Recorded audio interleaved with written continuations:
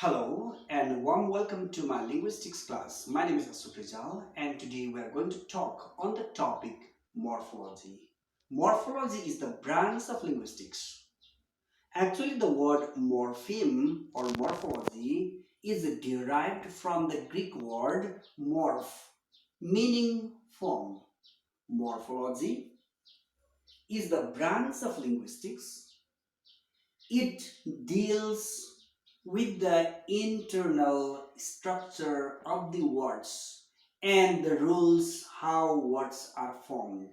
So, morphology is the branch of linguistics which talks or which is the study of the internal structure of words and the rules for making the words.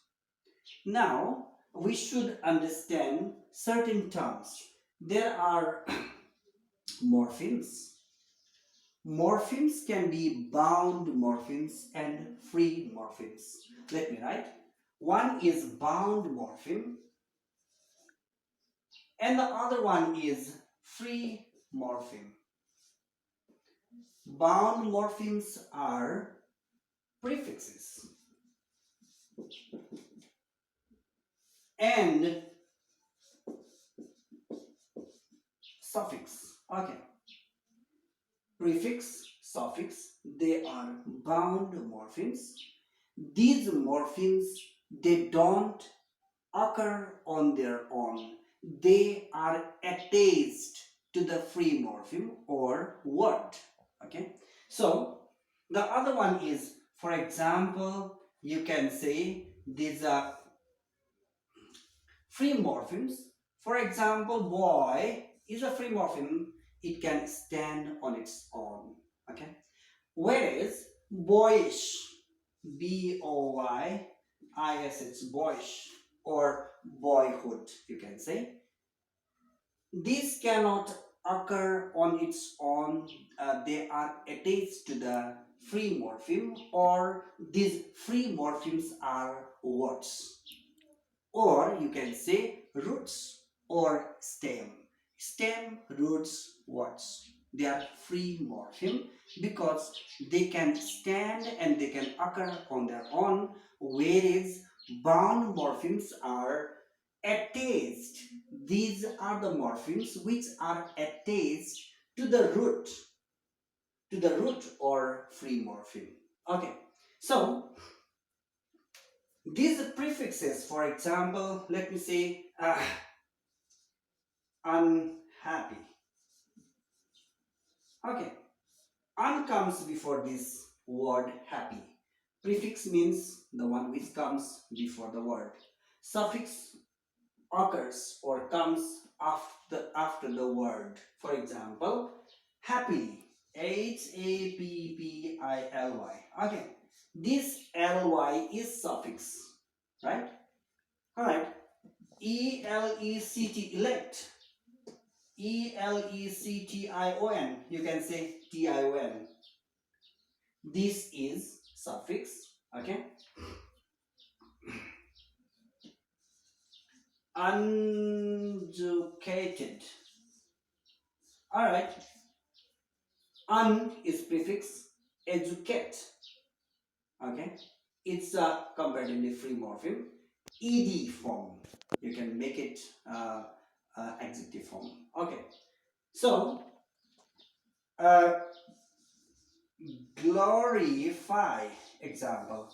Glory is the word and fy is attached. What I mean to say is that prefixes and suffixes are attached. They don't occur on their own. So, let's come to the other one. Free morpheme, I think you are clear. They are words, they are the stem, they are the root. And we attach bound morphemes. Okay. The other type that you need to know about is allomorph. The other term you need to know is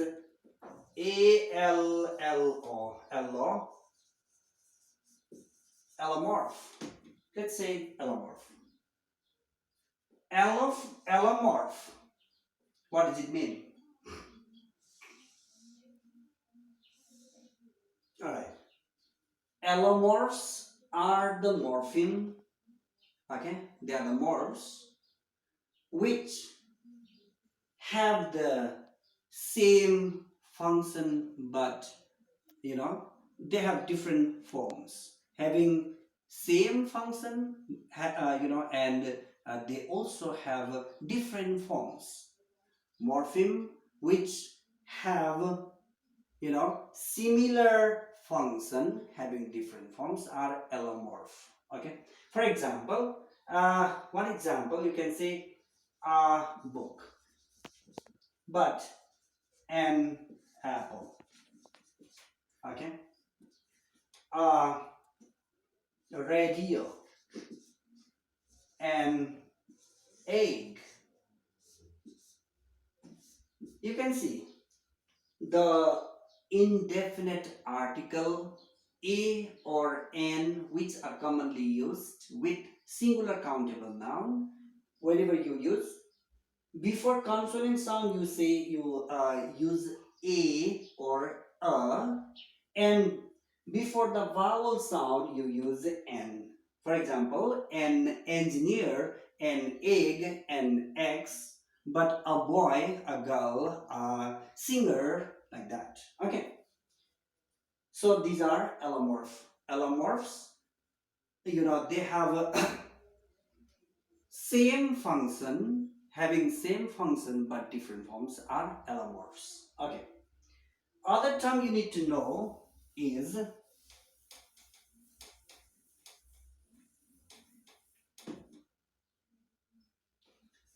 zero or null morpheme.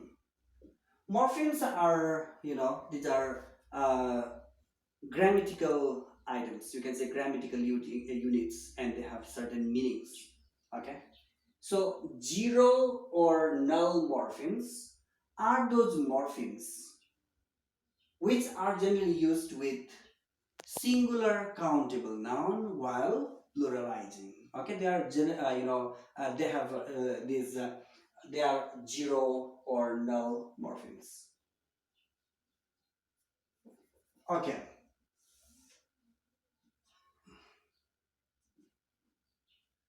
singular nouns in English, singular nouns. Whenever you pluralize them, then they become same. For example, cat. This is the root or stem, and you don't add anything. This becomes singular noun, right? You use s to make it plural. Root plus plural. So these are called zero or null morpheme. Okay. Next one is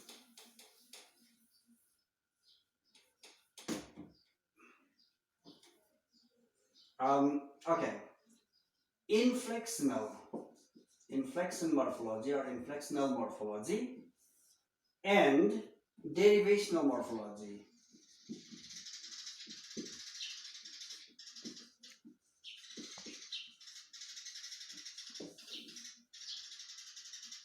Inflectional morphology or inflections are generally plural markers. For example, when you pluralize nouns, girl, you add s, then you make girls. This is also morpheme, bound morpheme. What you need to know, and understand is this grammatical category. The grammatical category remains the same. Even if we add s, then it becomes noun. Girl is also noun, and girls also plural form. So the grammatical category does not get changed. That is inflectional morphology. Other one, tall. Tall. If you are making comparative degree of this, then it becomes taller. If you make superlative degree, what does it become? All right, tallest. So E-R-E-S-T. Tall is also an adjective. Taller is also an adjective. So there is no, there is general changes. There is no much change. We want to say that there is no change in grammatical category. No part of speech gets changed. In the same way, okay, I'll write this a little later. Play, go, sing, make. Whenever you use this word play in the simple present tense like I play, but he plays. I play the guitar, he plays the guitar, she plays the guitar. We add s or es in the verb. I go, but my friend goes. My friend goes, we added s or es. But what did you do? There is no major change. This remains verb, right? Okay, in the same way, talk. I talk. He talked. There is also not much change because this is also verb and it becomes past tense. Present becomes past. And in the same way, this present becomes present. This play becomes plays. Play also verb. Plays also verb. This talk also verb, and then talked also verb. So there is no much change. This come under inflectional morphology. Let's talk about derivation.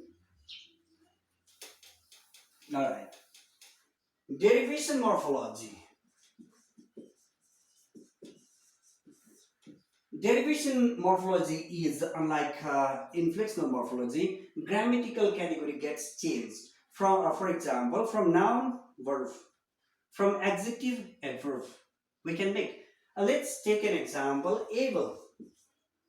It's adjective, right? He is an able person. Okay. Then if you change this able into ability, you can say ability. Then ability becomes, what does it become? Noun, right? Wide, for example. Wide. Wide is adjective. If you talk about widen, then it becomes verb. Widen, broaden, shorten, lengthen. From long it becomes lengthen, short, shorten. If the grammatical category gets changed, if it becomes, for example, wide adjective becomes verb, then that is derivational morphology. So these are the points that you need to understand on this topic, morphology. Let me recap. Let me tell what we did in this class. Morphology is derived from the Greek word morph, meaning form. And morphology is the study of the internal structure of words. Internal structure of the words. And the rules for word formation and rules how words are formed. Bound morphemes are, they are attached to the root. Prefix and then suffix are bound morphemes. There are free morphemes. Free morphemes occur as word. So morphemes are the linguistic unit. They provide meaning. Okay, they are meaningful linguistic units. Morphemes are meaningful linguistic units. All right. When we talked about allomorphs are having the same function but different form. As we talked about the use of a and an indefinite article. Okay, that is what allomorph is. And we also talked something about zero morpheme, singular nouns in English. They become plural. Okay, so that is allomorphs. They are allomorphs. And when we talked about inflectional morphology, we said that grammatical category does not change. Noun remains noun. Boy, boys. Boy also noun, boys also noun. Okay, there is no change. Okay, then play becomes plays. In the third person singular, play becomes plays. And if you try to change the tense, when you change the tense and then this plural form, then there is no change in meaning. If noun remains noun, adjective remains adjective, verb remains verb, despite change in tense or singular or plural number. If there is change in number or tense, then there is inflectional morphology or inflection. And derivational morphology, you should understand that the part of speech of the word gets changed. So thank you very much for watching, and then you can also provide feedback on this topic. Hope you have understood certain things about the topic morphology, one of the most important branches of linguistics. Have a great time and see you later. Thank you very much.